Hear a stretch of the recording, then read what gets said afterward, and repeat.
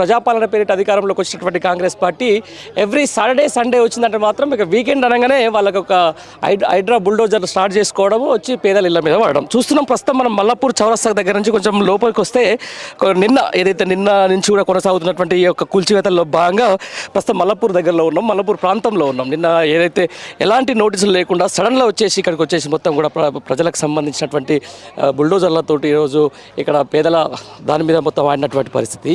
సరే చూద్దాం అసలు ఏమనుకుంటారు, అసలు నిజంగా ఇది ఏంది పరిస్థితి, హైడ్రాకి సంబంధించిన దాంట్లో బాధితులు ఏం చెప్తున్నారు అనే దాని మీద ఒకసారి మాట్లాడే ప్రయత్నం అయితే చేద్దాం. అమ్మా ఏమైందమ్మా, ఎందుకు అంత బాధపడుతున్నావు?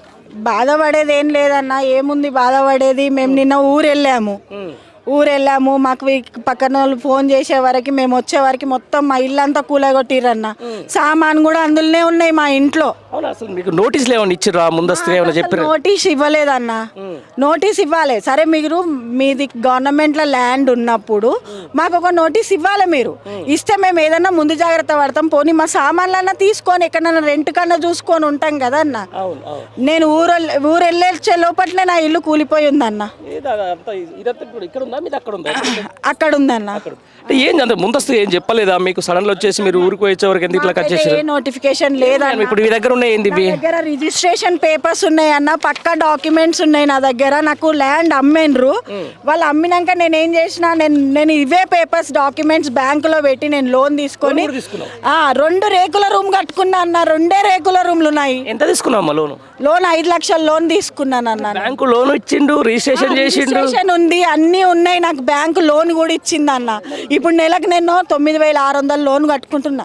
ప్రతి నెల నా ఫోన్లో మీకు చూపిస్తాను, 9,600 కట్ అవుతాయి నాకు ప్రతి నెల. నేను ఖాళీ ఊరెళ్ళి వచ్చే వరకు నా ఇల్లు నేలపాలమై ఉందన్న.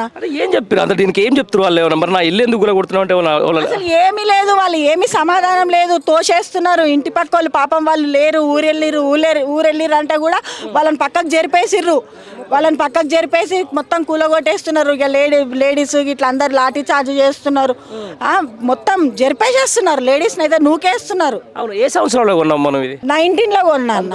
అంటే 6 ఏళ్ళ కింద. ఎంత కొన్నావు దాన్ని? నేను అప్పుడు 3 లక్షలకు కొన్నాను. ఏం చెప్తారు? ఇది ప్రభుత్వ ల్యాండ్ అంటురా లేకపోతే పట్టగాలేదు అంటురా? మాకు ఏదన్నా ఒకటి చెప్పాలి కదా. నోటీసులు ఏమైనా ఇచ్చిరా?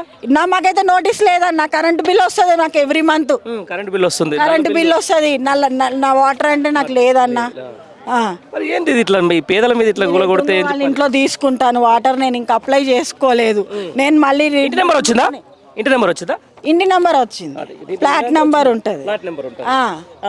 మరి ఎందుకు ఇట్లా అంటే మరి ఏం చెప్తాంటే? బాగానే స్థలమే కొన్నానన్న. నేను మొన్ననే కట్టుకున్నా, అది కూడా కట్టుకొని సంవత్సరమే అయ్యింది. నేను అవి కూడా 2 రేకుల రూమ్లే అన్నా. నా అయితే మరీ ఘోరం నా పరిస్థితి. అయితే నేను ఊరు వెళ్ళొచ్చే లోపల నాది కూల్చిర్రంటే ఇంకా ఏం చెప్పాలన్న. ఇటు పక్కింటోళ్ళు అటు పక్కింటోళ్ళు ఎవరు ఆపినా కూడా ఆగట్లేదంట వాళ్ళు. మేము ఎన్ని గంటలకు వచ్చింది హైడ్రా నిన్న పొద్దున 9 గంటలకు వచ్చిందండి. నాకు 10 గంటలకు ఫోన్ వచ్చింది. నేను అక్కడ నుంచి వరంగల్ నుంచి బయలుదేరి వచ్చే వరకు 5 అయ్యింది. 5 గంటల వరకు మొత్తం నా ఇల్లు అంతా కూల్చేసి ఉంది. ఇప్పుడు మార్నింగ్ చేసిర్రు. ఇది మార్నింగ్ చేశారు.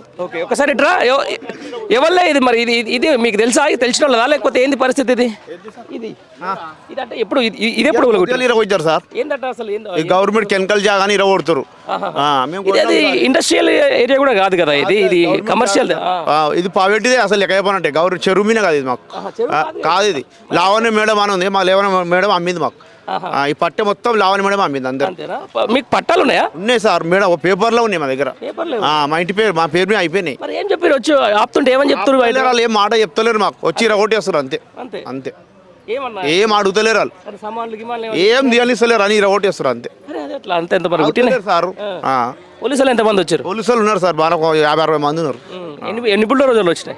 నిన్న 4 వచ్చాయి సార్. 20-30 ఉన్నాయంట. ఇలా ఏడ మొగులాలు ఉన్నాయట, మొగులాలు ఉన్నాయట బండ్లన్నీ. అంటే మీకు ముందస్తు ఏమైనా నోటీస్ ఇచ్చిన? పెద్ద మనిషి నోటీస్ ఏం రాలే మాకు, ఇప్పటిదాకా రాలే. ఈ రేవంత్ రెడ్డి ఎప్పుడు వచ్చిండు అప్పటితో అన్ని ఆగం చేస్తుంది. ఎందుకు మరి ఇట్లా? ముందుకు ఏది లేదు మాకు, లేదు. ఊరే మాది, పుట్టి వేరే ఊరే మాది. ఇది మా ఊరే, ఇది ఇదే. నువ్వు ఇక్కడ పుట్టిపోయినావు, ఇక్కడే నీ పరిస్థితి. మీకే ఇట్లా ఉంటే మా ఊరే ఇది. మేము బతికి రాలేడికి. మా తాతల ఊరు ఇది. మొత్తం ఏ మాత్రం ఎక్కడ లేదు మాకు వచ్చేది మొత్తం ఇరగొట్టేస్తారు గ్రామ వేద్దాం మనిషి ఒకసారి మీరేమైనా పోయిందని ఇది ఇగో ఇది ఆయనదే ఇది ఇది ఆయనదే బర్లతోటి సార్ ఇది. అరే ఏమో మరి అంటే ఏది రేకులేసి ఉండరా రేగులు ఇప్పేసినాము ఇప్పమంటే మరి ఏమంటాడు దీనికి గవర్నమెంట్ ల్యాండ్ ఉందని అంటాడా లేకపోతే ఎందుకు కూలగొడతాడు ఏమో ఐడియా అంటారు వస్తారు కొలగొడుతున్నారు పబ్లిక్ దగ్గరికి పోతే నూకేస్తారు మరి ఏమంటారు ఏదో ఉంటుంది కదా కారణం అరే ఇది కాదు ఇది గ్రామ శివారు ప్రభుత్వ భూమి ఏదో ఒకటి ఉంటుంది కదా మా అమ్మలే ఇక్కడ మాదే ఇది మరి ఆపలేదు అసలే ఎక్కడ ఆపుతారు సార్ పొద్దున పడేసింది నోటీసులు ఏమైనా ఇచ్చిండ రోడ్ వేసి చెప్పుడు లేదు అసలు అంతే చెప్పుడు కూడా లేదు అది కూడా పడేస్తున్నారు గేదెలు లేని తీసేయాలని పడేసి గేదెలు పేరు బయట పెట్టారు అని చెప్పి వెళ్ళిపోయారు అంతే ఇక లోకల్ లీడర్ ఏం చెప్తే గదే అవుతుంది వాళ్ళు ఇక నీళ్ళు లేరు అందరికి అయిపోయారు అంతగా పరిస్థితి ఏరా, ఇది పొద్దుగాల ఎన్ని వచ్చినాయి ఒకసారి ఒకసారి చూపించు నాకు నిజంగా ఓ, ఎక్కడెక్కడ పొద్దున పొద్దున ఇదంతా ఇదంతా పొద్దున తీసి మొత్తం నేలమట్టం total గా. నేను పెట్టాం సామాన్లు గిమాన్లు ఏమైనా ఉంటే తీసుకొచ్చి- ఎక్కడ సాంబార్ బయట పెట్టిన వాళ్ళు ఒరేయ్, నేను బయట చేసిరుగా డబ్బలు పాల డబ్బలు ఒరేయ్, ఒరేయ్, ఒరేయ్. బర్రెలన్నీ ఆడ కట్టినాం. ఇగో ఇవి ఎంత డబ్బాలు బయట ఇసిరేసి పడేసిరుగా మొత్తం ఆ.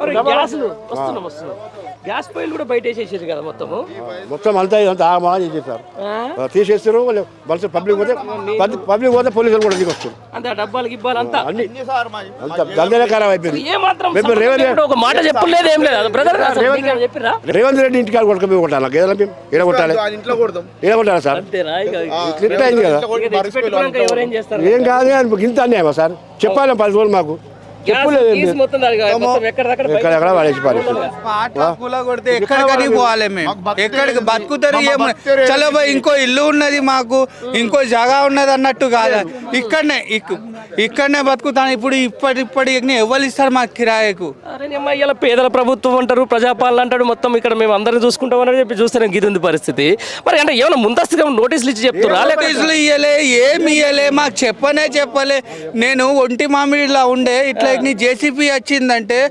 ఎట్లా బండి నేను అక్కడనే చచ్చిపోతుండే నేను అక్కడి నుండి 70-80 కొట్టుకుంటా బండి గంటలా వచ్చిన ఒంటి మామిడి నుండి గంటలా వచ్చి చూసే వరకు 7 కాడికి కూలగొడుతూనే ఉన్నారు నా ఇంట్లో ఎవరు లేరు పిల్లలు స్కూల్కి పోయారు వచ్చే వరకు డాడీ మా ఇల్లు పోతుందంట కదా అంటే పోదు బిడ్డ పోదు ఆఫీసర్లు చెప్పిర్రు కానీ చెప్తే నా పిల్లలు ఇప్పటికీ కూడా నమ్ముతలేరు బడికి మొత్తం కూలబెట్టారా మీరు వేస్తారు ఇప్పుడు వస్తుందని చెప్పేసి మళ్ళీ పోయిరా నా పిల్లలు స్కూల్కి మేము ఇలా డాడీ పోం డాడీ ఇలా మా ఇల్లు పోతుంది కావచ్చు అని అని నా పిల్లలు కూడా స్కూల్కి పోలే మరి ఇంత దారుణం ఉంది మరి ఏంది ఇది ప్రజాపాలన అంటారు మరి మొత్తం ప్రజలంతా సంతోషంగా ఉంది అంటారు ఒకరే అదేం చెప్పేసి ఇక్కడ మొత్తం పేదల ఇళ్ళ మీద పడుతున్నారు మరి దీన్ని ఏంది ఏం కథ దీనికి ఎట్లా శరవగీత ఏం చేస్తారు అనుకుంటున్నారు ఏం చేస్తారో సార్ మాకు అంత అవగాహన లేదు మనం అంతా చదువుకున్న వాళ్ళం కాదు పేదల బతుకులం ఏదో